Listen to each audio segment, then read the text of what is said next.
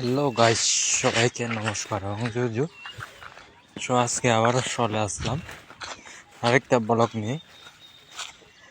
আজকে ব্লগটা হচ্ছে ফুলঝাড় বাগানে কী কী কাজ করলাম আর কীভাবে করলাম। গাইস দেখেন, ফুলঝাড়ও কাটতেছি বাগানে।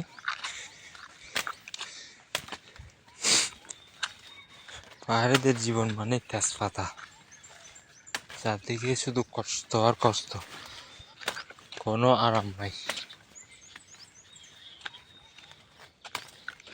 ফুলঝাড় মৌসুমে একটু পাহাড়িরা টাকা দিতে পারে আর কি। এই দেখেন গাইস, হাতে মোজা, চিরা ফ্যান নিয়ে পাটাগুলো জোড়াতে হয় আর কি। এই দেখেন।